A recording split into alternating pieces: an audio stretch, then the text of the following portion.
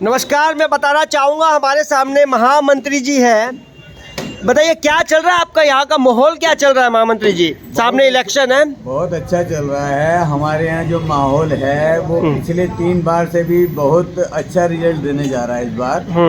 इस बार हम लगभग 60,000 के अंतराल से जीतने वाले हैं। भारतीय जनता पार्टी, प्रेमचंद अग्रवाल जी हमारे यहाँ पे प्रत्याशी हैं जो अधिकृत, वो इस बार चौथी बार 60,000 वोटों से जीतने जा रहे हैं। 60,000 वोटों से तो जीते जा रहे हैं। आपको सीट कितनी मिल जाएगी 70 में से? लगभग हमारी 47 से 50 के बीच में हमारी सीटें आएंगी पूरे उत्तराखंड में।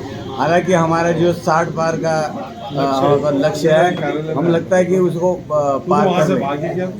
नहीं, आपके ऊपर तो काफ़ी लालचन है, भ्रष्टाचार वगैरह है, बेरोजगारी है और देश में महंगाई है, उसको क्या लेंगे आप? जनता तो उसी पर आपको वोट देगी अभी। देखिए, विपक्षी दल तो आरोप लगाते ही हैं। मैं ये कहना चाहता हूँ कि एक हमारे को बता दे कि हमारे ऊपर कोई भ्रष्टाचार का आरोप लगा हो।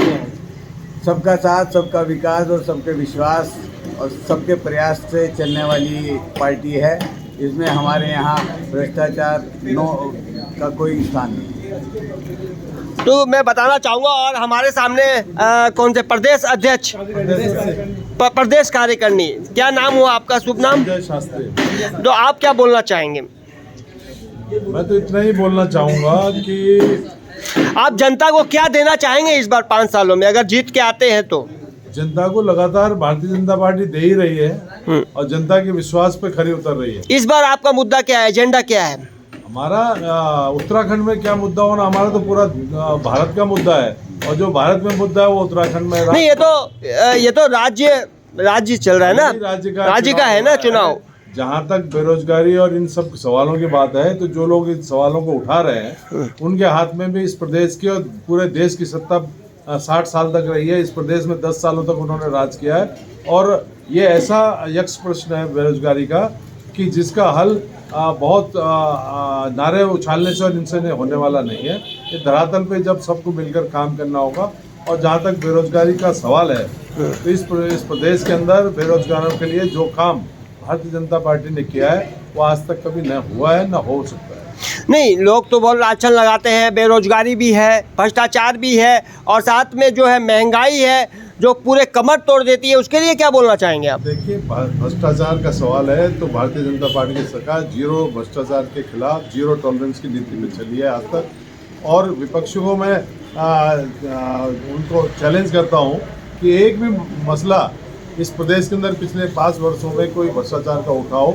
और जब उनका कार्यकाल रहा, कांग्रेस की सरकारों का कार्यकाल रहा, तो खनन से लेकर हर विभाग का भ्रष्टाचार। नहीं, आपका तो खनन माफिया, तो यहाँ पर रेत माफिया तो बहुत जोरों से चल रहा है। आपको मैं बता रहा हूँ, अभी कुछ दिन पहले मेरी बात हुई थी, रेत तो बहुत जोरों से चल रहा है। रेत माफिया का तो अड्डा बहुत जोर शोर से चल रहा है आपका। ये विपक्षियों का नहीं, ये तो आंखों देखा हाल है। नहीं, ये पिछले सरकारों में जितनी तेजी से चला है, हमारी सरकार ने इस पर जीरो टॉलरेंस की नीति और बहुत से जहाँ कहीं चल रहा था वहाँ रोक लगाई है। ऐसा नहीं कह सकते आप। और महंगाई का सवाल ये है, जब प्रदेश के अंदर विकास कार्य होंगे, जब तनख्वाहें बढ़ेंगी, जहाँ रोजगार बढ़ेगा, बजट से ज़्यादा जब खर्च हो जाता है, तो कहीं ना कहीं महंगाई बढ़ती है। और उसको ये जनता आप देख रहे होंगे, पिछले वर्षों में भले ही महंगाई महसूस करती होगी, लेकिन उन्हें लगता है कि इस देश के अंदर पहली बार विकास कार्य होते दिखाई दे रहे हैं। और जिसका जब विकास कार्य होते हैं तो उसका इस बार आपका मुख्यमंत्री कौन रहेगा चेहरा?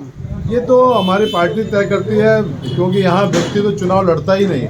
यहाँ नीतियाँ और सिद्धांत और दल चुनाव लड़ता है। राजनीतिक दल के रूप में भारतीय जनता पार्टी चुनाव लड़ रही है, और भारतीय जनता पार्टी के जो शीर्ष नेतृत्व है वो तय करते हैं कि कौन नेता होगा। तो धामी जी का क्या होगा? पुष्कर सिंह धामी जी। हमारा चेहरा धामी जी है, तो धामी जी मुख्यमंत्री हो सकते हैं, लेकिन ये सब काम हमारा नहीं है, ये काम तो शीर्ष नेतृत्व। लेकिन आपने 3 बार आपने मुख्यमंत्री चेंज किया है, उसके विषय में क्या बोलेंगे? क्यों किए आपने 3 बार मुख्यमंत्री? मुख्यमंत्री बदलने का सवाल है। ये क्या वो काम के लायक नहीं थे? नहीं, सबकी उपयोगिता दल अपनी जगह पर महसूस करता है, और जिस समय जो व्यक्ति उपयोगी होता है उसको लाया जाता है नेतृत्व में। और इस समय युवा को लाया गया, क्योंकि ये युवा प्रदेश है, तो युवा को मुख्यमंत्री प्रोजेक्ट किया गया और युवाओं को आकर्षित किया गया इसमें। कि उनके निर्णय लेने के लिए युवा मुख्यमंत्री दिया है इस प्रदेश में। तो इस बार का आपका जो मेन एजेंडा है, जनता को क्या देना चाहेंगे आप अपनी तरफ से? मतलब आपकी पार्टी क्या देना चाहेगी? जीत का लिए क्या बोल रही है आपकी पार्टी? हम इस प्रदेश में सुशासन की बात करते हैं, हम इस प्रदेश में विकास की बात करते हैं, हम इस प्रदेश में रोजगार। अब कहीं आप ये जो भ्रम फैलाया जा रहा है इस भारत के अंदर, रोजगार प्रत्यक्ष और अप्रत्यक्ष दोनों ही होते हैं। विकास जब कार्य होते हैं उसमें तमाम जो मजदूर होता है, जो काम करने वाले लोग होते हैं, उन्हें भी रोजगार मिला हुआ होता है। केवल सरकारी रोजगार को रोजगार से नहीं जोड़ना चाहिए। इस देश के अंदर इतना रोजगार बढ़ा है कि जितना आज से पहले कभी दिखाई नहीं दिया है। तमाम ऑल वेदर रोड से लेकर तमाम हाईवेज पे और जगह जगह विकास कार्यों में तमाम जो लोग काम कर रहे हैं वो भी रोजगार दिया है इस सरकार ने। तो एक बहुत गलत आरोप विपक्ष लगाता है कि रोजगार नहीं सृजन हुआ। रोजगार तो बहुत तेजी से बढ़ा है। तो काला धन क्या हुआ आपका? आया नहीं, क्या बात है? ये काला धन का एक परिणाम है कि बहुत से नहीं, जो विदेश से आने वाला था, जो आप लोग बोलते थे कि काला धन आएगा, उसके लिए क्या बोलना चाहेंगे आप? काले धन का सवाल है तो काला धन तो जब्त तो हो चुका है। जो नोटबंदी हुई इसमें हजारों करोड़ रुपए जो है जब्त हुआ है, बर्बाद हुआ है, राजनीतिक दलों का हुआ है, गलत लोगों का धन जब्त हुआ है, खत्म हुआ है। तो यही हमारी बहुत बड़ी उपलब्धि है। नहीं, नोटबंदी पर तो चर्चा ही नहीं करते मोदी जी, ना अमित शाह, ना कोई आपके पार्टी अध्यक्ष। मुझे लगता है नोटबंदी की चर्चा करना इररिलेवेंट है। अगर कोई अच्छा काम होता तो जरूर चर्चा होती है। वो 370 की बातें करते हैं मगर नोटबंदी की बातें नहीं करते। लेकिन नोटबंदी तो आपकी फेल रही पूरी। ऐसा नहीं है, नोटबंदी कहीं पूरी विपक्ष बोल रही है। विपक्ष का तो काम आरोप लगाना है। विपक्ष को तो हर चीज में खोट दिखाई देता है। विपक्ष को अच्छे काम भी दिखाई नहीं देते। 2014 के बाद इस देश के अंदर ये दिखाई दिया है कि बुनियादी संरचना कैसे होती है, सड़कें कैसे बनती हैं, स्वास्थ्य सेवाओं में कैसे सुधार होता है। पूरे भारत के अंदर, पूरे यहाँ जहाँ एक एम्स था, आज 19 एम्स है। उत्तर प्रदेश के हर जिले में मेडिकल कॉलेज बन रहा है। इस प्रदेश के अंदर मेडिकल कॉलेज बन गए हैं। यूपी में तो काबा चल रहा है।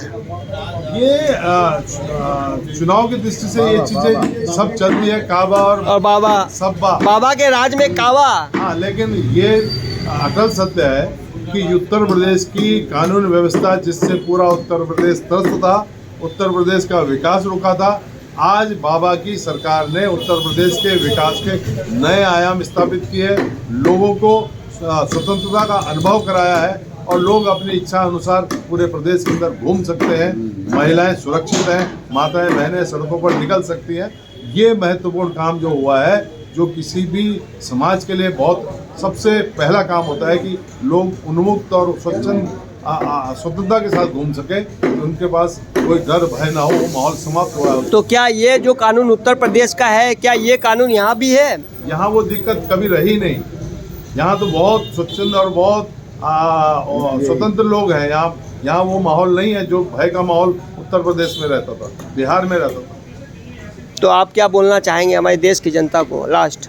हम राष्ट्र को ये बोलना चाहेंगे कि 70-75 वर्षों में पहली बार इस भारत के अंदर यहाँ की मिट्टी से पैदा हुई नीतियाँ, यहाँ के संस्कार और संस्कृति के अनुरूप नीतियाँ इस देश में लागू हो रही हैं और यहाँ के लोगों की जन भावना के अनुसार काम हो रहे हैं और विकास कार्यों के साथ साथ सांस्कृतिक राष्ट्रवाद इस देश में दिखाई दे रहा है और उसमें पूरे भारत के मतदाताओं को भारतीय जनता पार्टी का सहयोग करना चाहिए, उन्हें वोट देना चाहिए और ताकि इस देश के अंदर वास्तविक राष्ट्रवाद और वास्तविक विकास के कार्य धरातल पर दिखाई देख सकते हैं। वास्तविक धरातल पर दिखाई देना चाहिए विकास। और हमारे सामने भारतीय जनता पार्टी के ऑफिस से मैं बात करता हुआ, सबसे रूबरू कराता हुआ, इसी के साथ हेमंत तोसावर, हेमंत टीवी चैनल से।